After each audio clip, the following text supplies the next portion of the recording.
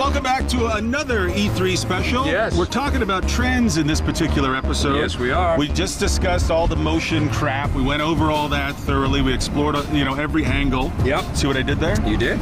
Now we're going to turn our attention to 3D, which is also the big talk of the show. Victor Everybody Lucas. do this with their mic flags. I want to start with you, Victor. Okay, that was How fun. do you feel about 3D? I like 3D. Yeah? I think it's cool, but I'm a little kind of confused and concerned that we might get into a Betamax, VHS, HD, DVD, Blu-ray. I know those are old. I really have been thinking about this because Sony wants you to buy a Sony TV They want that more with than anything. the PlayStation 3 kind of connection with their thing. What if you buy a Panasonic one? Is your PS3 not going to be as good in 3D on a Panasonic or a Toshiba or a Hitachi or something? I mean, what happens? I mean, Nintendo kind of was right, I think, with the 3DS, right? I mean, it's like, yeah, you don't bother with any of that crap. Just buy this and you're good to go. Don't they just have a 3D glasses filter over the top screen?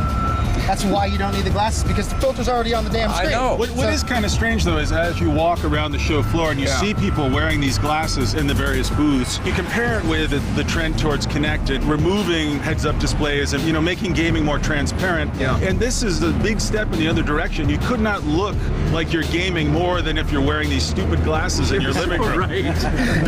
I already wear glasses when I Imagine your wife coming home and finding you sitting in your living room. You know what playing will be the Killzone 3. scariest is if a whole, super nerd family and the two kids, the dog's got the glasses on. Everybody's sitting on the couch with the glasses on playing something, It's just going to be, what kind of household is that? Like, what kind of weird house. I want party? my dogs to be wearing 3D glasses.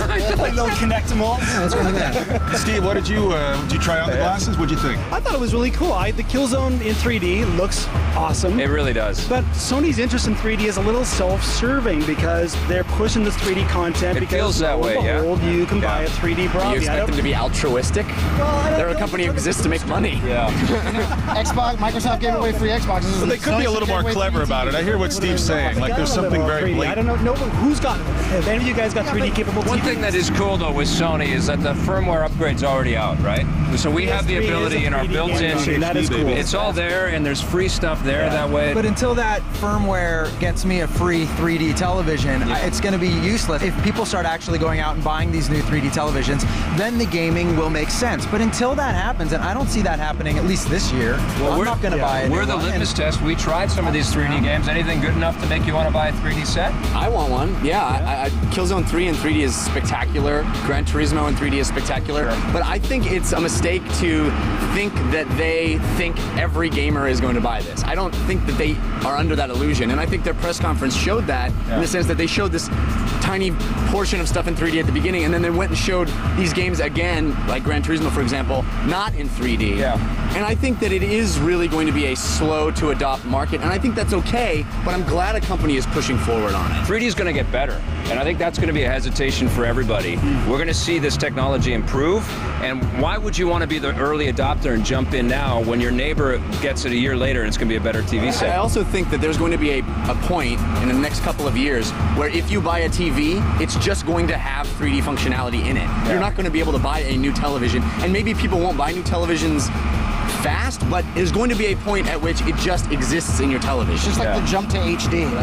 People are like, is HD going to catch on with TVs? And eventually now everybody has one. I don't know. The way that 3D works currently, it's like a pop-up storybook.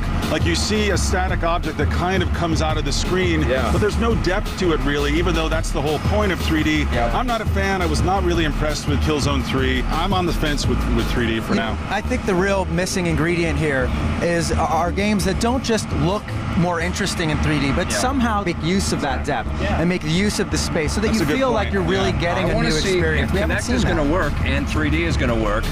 We want to see that technology where you can move head track and look around objects. I think that's going to be unbelievably cool. I guess we're all still kind of on the fence. I mean, we want to play these things, but I don't know if we're all ready to But plug you can't down. argue with the 3DS. You can't. We got to talk about 3D. 3DS, that is the gateway drug to 3D. And the lo-fi slider to turn it off. Isn't that hilarious? Nope. Now it's 2D. Now it's 3D. 2D. 3D. Who's going to turn it off though? Oh, it's so cool. I don't think it's a gateway drug. I think that's the final drug. That's the only one I need. I can't wait for this. All right, we're coming back with more trends from E3 2010 on Reviews on the Run.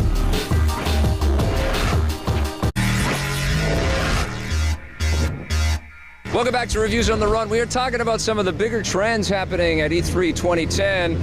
And with us friends, trends with friends, I love it. Jose, what did you think of all of these modern day shooters? Like they're obviously clearly influenced by modern warfare shooters? Ish, yes. A good trend?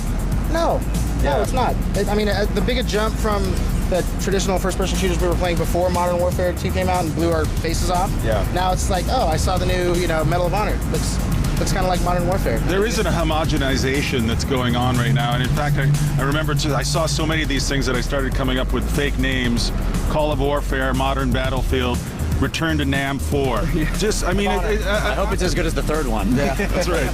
But there is I don't ever want to play in a Nam I setting know, ever it's again. in bad taste. It really is. And we should talk about the gun club, too. That's absolutely we'll get back to that.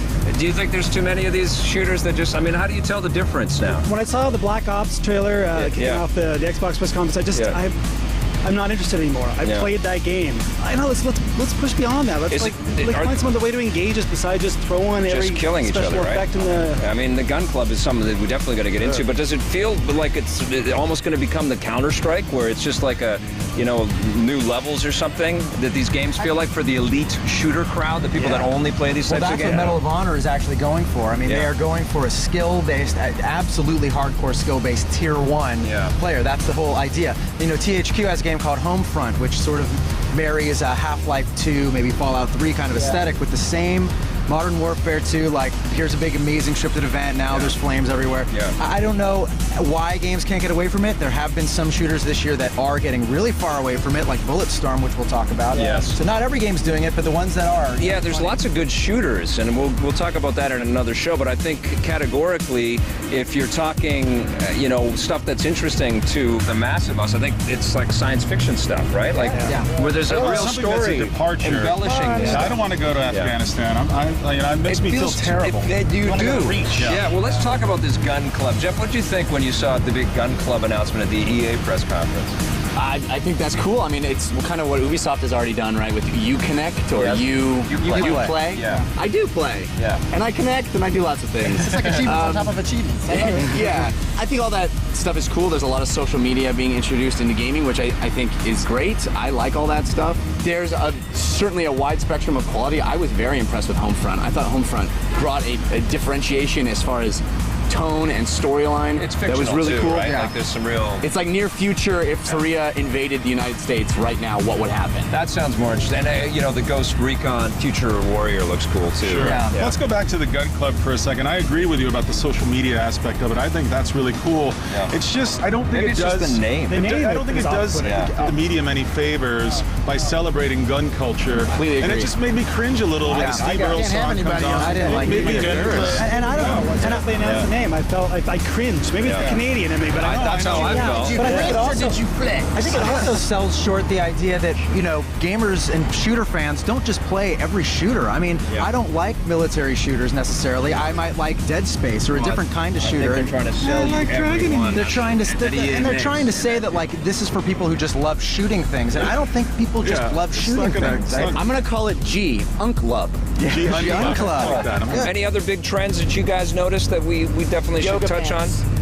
Well, we talked about fitness. If we could just talk about the show globally for a second. Yeah. The E3, just overall, this is a big return to glory, I think. Yes. The girls are back. Yes. I hope we can roll some B-roll. We don't unfortunately have any girls here.